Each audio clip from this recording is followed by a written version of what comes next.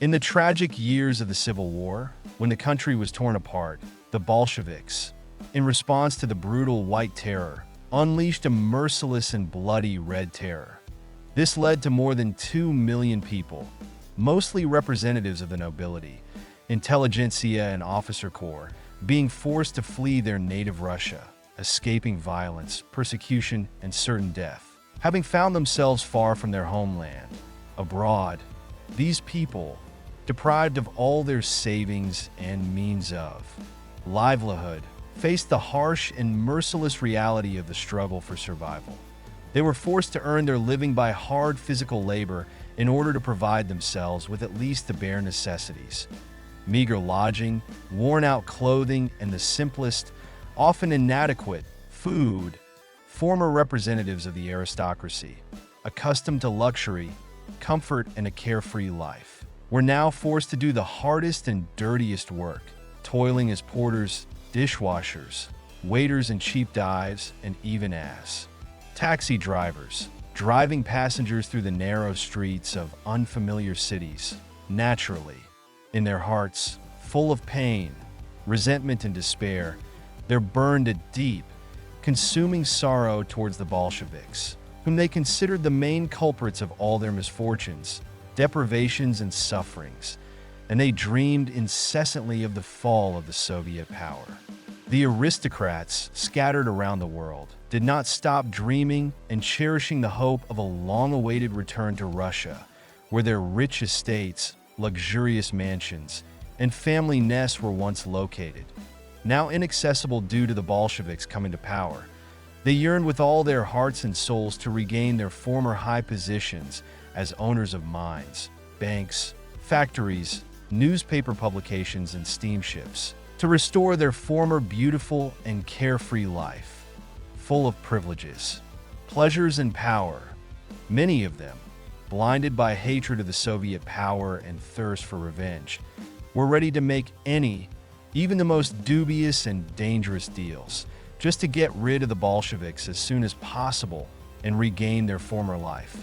It was this readiness and blind faith in the imminent fall of the Soviet power that led to the fact that when Hitler and his troops attacked the Soviet Union, thousands of representatives of the white emigration, filled with a thirst for revenge, hope, for the restoration of their former life, and importantly, personal gain, entered into open and cynical cooperation with the invaders, thereby betraying their homeland and their people.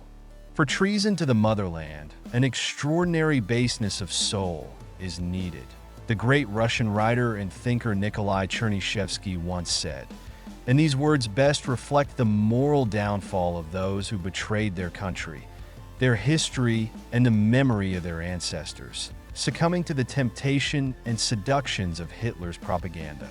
Among those who openly and actively supported the Hitlerite invaders were such well-known military leaders as Pyotr Krasnov, Andrei Shkuro, Sergei Skorodumov, and Boris Stephen. From them, the infamous Russian Corps, the Cossack Stan, and the 15th Cossack Cavalry Corps of the SS were formed. These military units, consisting of traitors and turncoats, mainly fought against partisan detachments in the territories of Yugoslavia, France, Greece, and in the occupied territories of the Soviet Union, committing war crimes against the civilian population. In addition, these traitors to the motherland, driven by their dislike for the Soviet regime and their thirst for revenge, periodically entered into direct clashes with units of the Workers' and Peasants' Red Army, RKK, on the Eastern Front, spilling the blood of their compatriots and thereby finally staining themselves with the shame of betrayal. I invite you to subscribe to my channel, give a like, and share this video with your friends so that you can learn even more fascinating, important, and instructive stories about World War II, as well as hear the different opinions of all sides involved in these tragic events. Fortunately, most of the Russian émigrés, despite their justified dislike for the Bolsheviks, understood that the Hitlerites represented an even greater, immeasurably more terrible evil than the Soviet power, and therefore categorically refused any cooperation with this regime. This is why the Hitlerite leaders so desperately needed the support and cooperation of such an authoritative and respected person in émigré circles as General Anton Ivanovich Denikin, since, as the former commander-in-chief of the armed forces of southern Russia, he was a recognized and undisputed leader of the white émigré movement and headed the influential Union of Volunteers, which enjoyed great respect among officers and intellectuals. A tempting offer from the enemy, fraught with mortal danger. When the troops of the Third Reich invaded France, Anton Ivanovich Denikin, at that time already an elderly man, lived in a small and quiet town called Bourg-la-Reine, located near Paris. The successful and rapid advance of the Wehrmacht, which then seemed invincible, forced the elderly officer, who was then well over 60, to flee towards the Spanish border, to the small coastal town of Mimizan. However, unfortunately, he was overtaken there by Hitler's troops, pursuing their insidious and far-reaching plans. In 1940, the commander received the first, but far from the last, offer of cooperation from the Hitlerite authorities, but Anton Ivanovich, without hesitating for a second, responded to it with a categorical and principled refusal, thereby demonstrating his unwavering loyalty to the ideals of honor, duty, and love for his fatherland. After the start of the Great Patriotic War, when Hitlerite Germany treacherously attacked the Soviet Union, his wife, Xenia Vasilyevna, as a Russian émigré under 55, was placed in one of the concentration camps where she, like many other prisoners, was subjected to severe hardships. The general himself, paradoxically and strangely, was saved from certain death by his advanced age. By that time, he was already 68 years old, which by the standards of the enemy, made him unsuitable for use as labor. After that, the hero of my story lived under constant and close surveillance of the commandant's office and the Gestapo, constantly under threat of arrest, torture, and most importantly, certain death. In early 1942, the Hitlerites again, without losing hope, made another desperate attempt to incline Denikin to their side, offering him to move to Berlin, to the heart of the empire, and lead all anti-Soviet forces acting under the aegis of Germany. However, the general, without thinking for a minute and not yielding to any persuasion, replied to this offer with a decisive and categorical refusal, being perfectly aware that in the event of his consent, he could face the same tragic fate as his wife, who was in inhuman conditions in a concentration camp where every day could be her last. A true officer, a true patriot of his country, who deeply and devotedly loved his fatherland, could never betray his convictions, principles, and moral values. Even under threat of death, from the very first days of the war, Denikin understood clearly and distinctly that the Hitlerites were waging war not only against the Bolsheviks, who were unpleasant to him, but also against Russia itself, against the Russian people, whom he loved without limit and to whom he was loyal until the end of his days. Through the veil of cynical propaganda, Anton Ivanovich clearly saw the predatory, insidious plans and aspirations of the Hitlerites to conquer his homeland and establish their cruel order there.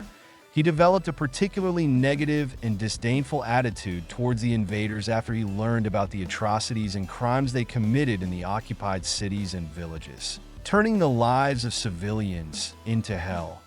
Once in a conversation with one of his close friends among the émigrés, the general said with bitterness in his voice and pain in his heart, "I do not accept either the Bolshevik noose or the foreign yoke.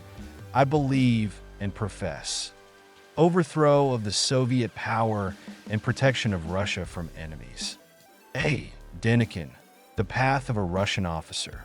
It should also be noted that he rejected another, extremely tempting offer of material assistance from the German authorities, despite the fact that he himself lived in extreme poverty, often undernourished, constantly experiencing financial difficulties, and in need of the most basic things.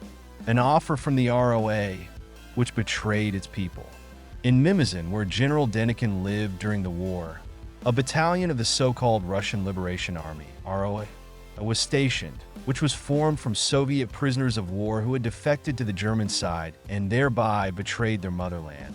At the end of 1943, the leadership of the Vlasov Battalion came to visit him in order to incline him to treason and cooperation, and, without hiding their impudence, offered him to start open cooperation with the Hitlerite authorities.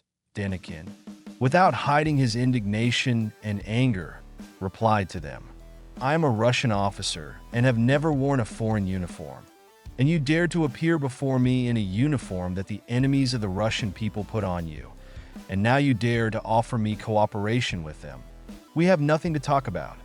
Over time, the émigré's attitude towards the Vlasovites changed somewhat and became more condescending. He, as a wise and insightful man, understood that many of them had joined the ROA and not of their own free will, but because of extreme need and despair, broken by the terrible, inhumane conditions in the prisoner of war camps, having lost all hope of rescue and atonement for their guilt. With some of them, Anton Ivanovich was even able to become close and make friends, having learned their personal stories and motives that forced them to cooperate with the enemy. However, to the question about the possibility of a victory for the Hitlerites in the war, Denikin always answered with a categorical denial, expressing his deep and unwavering belief in the inevitable and unavoidable defeat of Germany and the triumph of justice. In 1944, the general, seeing the torment and suffering of the Vlasovites, himself offered them, those with whom he had managed to become close and establish warm, friendly relations, to go over to the side of the Allies, seeing in this the only chance for salvation and atonement for their guilt before their homeland and their people. This is exactly what happened shortly afterwards, when the Vlasov Battalion was sent to the front, and many of them, having switched to the side of the anti-fascist forces, joined the fight against the enemy. In June 1945, Denikin returned to Paris, and in December of the same year, escaping from the growing persecution and repression by the Soviet Special Services, he moved to the United States of America, which then seemed to him to be a bastion of freedom and democracy. This was a forced measure, since the Allies in Europe began to hand over many white émigrés to the Soviet Union, who were unreasonably suspected of collaborating with the enemy until the end of his life. While in exile, the officer remained a convinced and irreconcilable anti-Soviet, and, despite everything, continued to believe that Russia would one day be liberated from the communist yoke and embark on a path of free and democratic development. This eventually happened. However, the hero of my story, unfortunately, did not live to see the collapse of the USSR and could not personally witness the collapse of the regime for whose liberation he had fought all his life. In 2005, the ashes of General Denikin, with honors and deep respect, were transported to Russia and solemnly buried in the Donskoy Monastery, on his native land, which he loved without limit and for which he had so selflessly fought throughout his long and difficult life. The son of Russia, after long years of wandering, deprivation, and forced exile, finally returned home to his native land, in whose heart he had always lived. With this, I end my detailed and emotional story. Goodbye. I am always glad to see you on my channel, where we can learn history together and learn from the mistakes of the past. Please do not forget to write comments, ask questions, give likes, and subscribe to my channel so that you do not miss new, interesting, informative, and instructive materials.